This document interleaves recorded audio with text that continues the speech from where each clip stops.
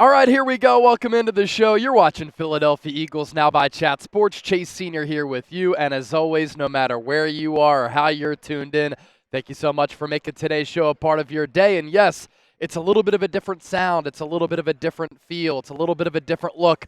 That's because we are in New Orleans, Super Bowl Radio Row, as our coverage of Super Bowl 59 between the Philadelphia Eagles and the Kansas City Chiefs continues. And that's why you subscribe to the channel right now, because we have you covered with the best Eagles coverage in the lead up to Sunday between the Eagles and the Chiefs right here on the program. So be sure to lock us in and hit that sub button. I do want to begin with this and just get you caught up with some news from over the weekend that I didn't get an opportunity to talk about here on the show. We actually drove from Dallas HQ all the way to New Orleans because that's where our Chat Sports studios are located. So a little bit of a long drive on Sunday with the homies, but we are here, we are safe, we're ready to rock and roll. But over the weekend, this report came out that the Eagles most likely to play in Australia against the Los Angeles Rams in 2026. The report coming from the Herald Sun, a newspaper in Melbourne, kind of on that southeastern portion of the country. And we know that the Rams are going to play in this game in Australia. The Eagles are being deemed as the likely opponent as of right now. What's cool about this? Well, the Eagles played in Brazil to kick off the 2024 campaign, that awesome victory against the Green Bay Packers. And now they could, after going to Brazil, cross the Pacific Ocean and head to Australia for what would be the first NFL game ever in the country of Australia. And it would take place at the Melbourne Cricket Grounds. I've actually been there. I have some family down in Australia. My dad grew up in Melbourne. I have some cousins there.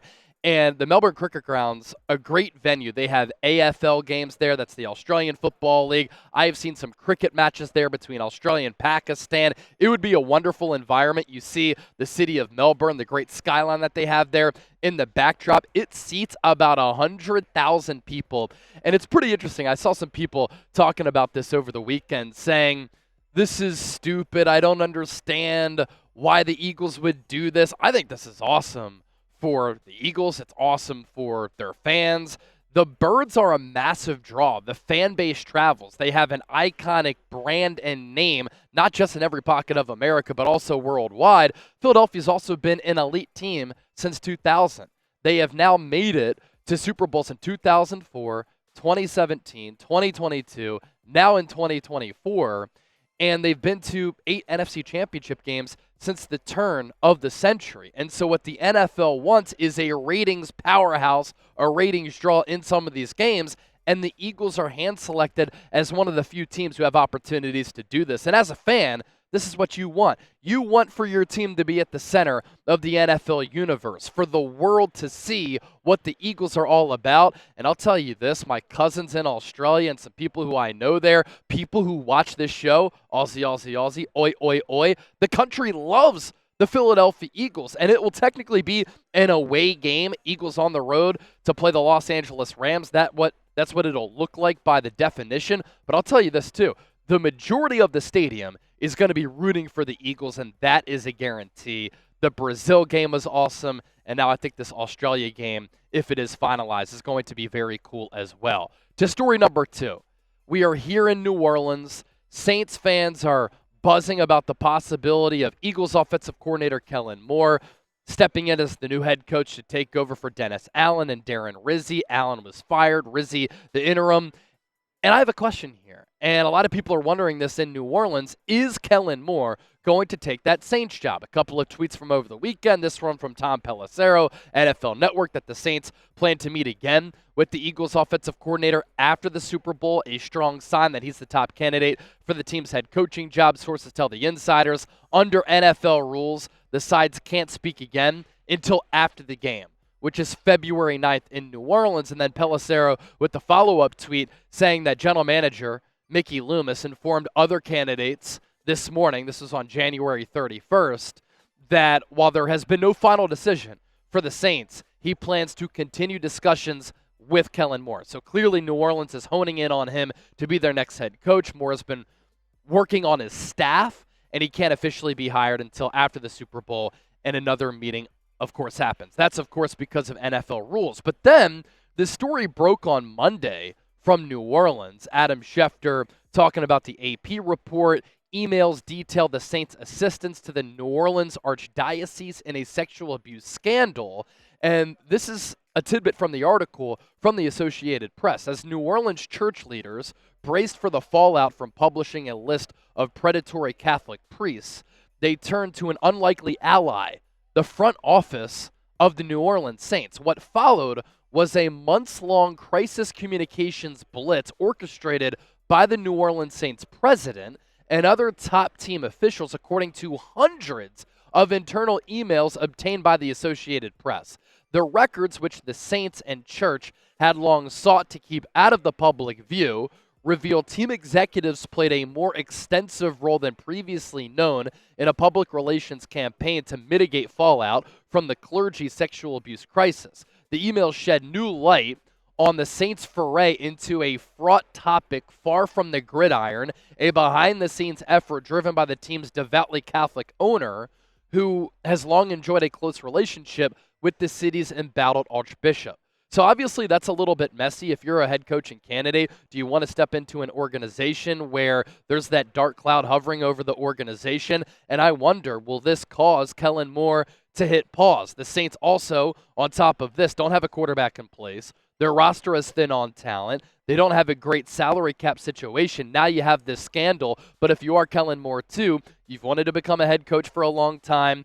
The Dallas Cowboys decided to hire Brian Schottenheimer over you, and it is one of 32 jobs in the NFL and one of very few and far between jobs that you can land at this level. And obviously Kellen Moore is looking for the next chapter in his NFL coaching career. A lot more to get to here from Radio Row in New Orleans, but first, let's give a shout-out to our friends at Game Time for making today's Philadelphia Eagles now possible. If you're going to come down here and you want to go to the big game, you should only be looking at the Game Time app because Game Time offers you the best seats at the lowest price guaranteed. They specialize in last-minute tickets where prices drop as the event gets closer, and they have the Game Time guarantee. If you find a lower price on another app, Game Time will credit you 110% of the difference. They also have this new feature called Game Time Picks. Instead of having to sort through thousands of tickets, Game Time will just give you the best seats with the best vantage point at the best price point. I also love the feature, how you can see the view from your seat before you buy, so you know exactly what to expect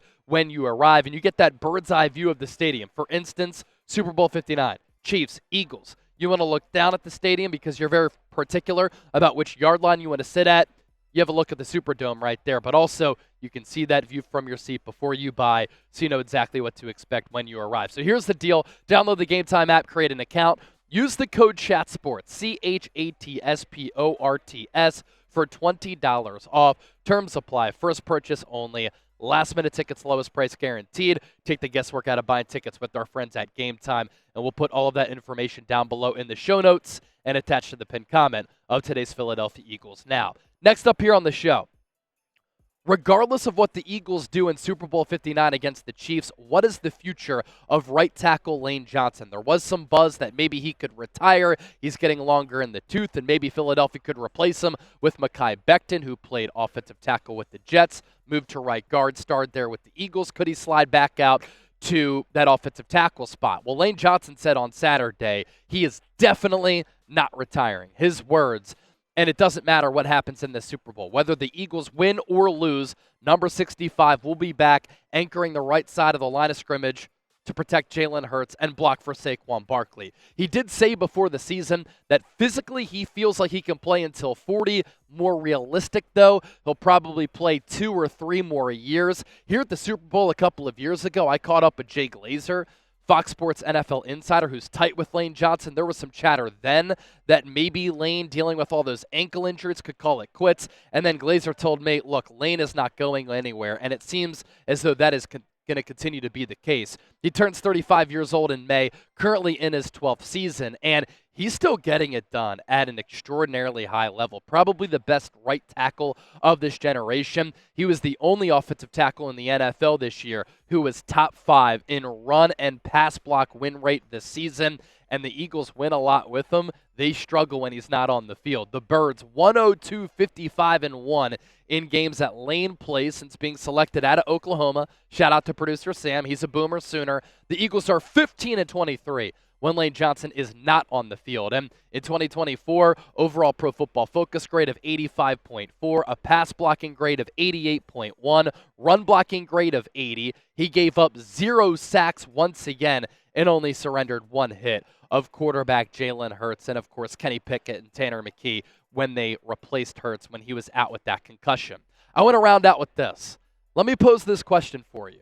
Are the Philadelphia Eagles better in 2024, or were they better in 2022 when they made it to the Super Bowl and lost to Kansas City? Jordan Mailata said this 2024 team is more special talent-wise and culture-wise. And I have some thoughts here. Both teams went 14-3. 2022, Eagles got the number 1 seed. This year, they got the number 2 seed. Both teams won the NFC East.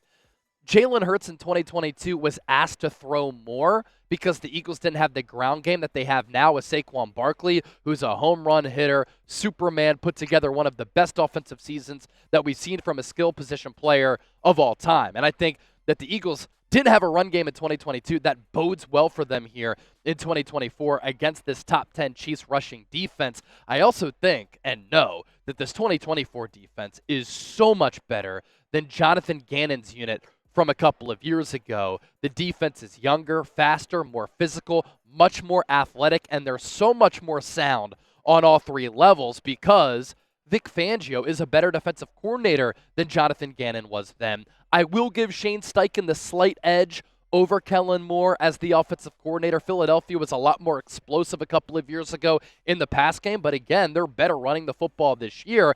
I also think this Eagles team is just so much more complete. Quinyon Mitchell, Cooper DeJean, Darius Light, that's a better secondary at the cornerback spot than the Eagles had. I'll take Reed Blankenship and C.J. Gardner-Johnson over Marcus Epps and C.J. Gardner-Johnson. This Eagles defensive line didn't have the sack numbers this year that they had in 2022, but they didn't have a Jalen Carter. Nolan Smith has broken out, and I think that athleticism is huge, and I think the experience factor benefits Philadelphia. Lane Johnson talked about it over the weekend, how when you have that long halftime break, there's a lot of sitting around idly. Well, the Eagles didn't use that time in 2022 to make adjustments. They now know that during this longer halftime session, because of the halftime show, this year Kendrick Lamar, good choice, I would have went with Lil Wayne, that the Eagles, because he's from New Orleans, can make some adjustments, right? But I think that Nick Sirianni can make some adjustments too in game, but also with the preparations and leading up to the game. And we're here at the Super Bowl. I've been here now 3 years in a row. There are so many distractions, so many extracurricular things that happen and media obligations outside of the game. The players are now better prepared to deal with all of that this year as well. That's why I'm going with the Birds to take down Kansas City. So I'll leave it to you. I shared my opinions. I'm taking the 2024 Eagles team over the 2022 squad. Which team is better? Let me know down in the comment section. Thank you so much for watching. Opening night, media night is tonight. We'll be catching up with a bunch of Eagles players and Chiefs players, and all those interviews will be up right here on the channel. And if you're still hanging out here on the show, you know what to do. Give me a real one.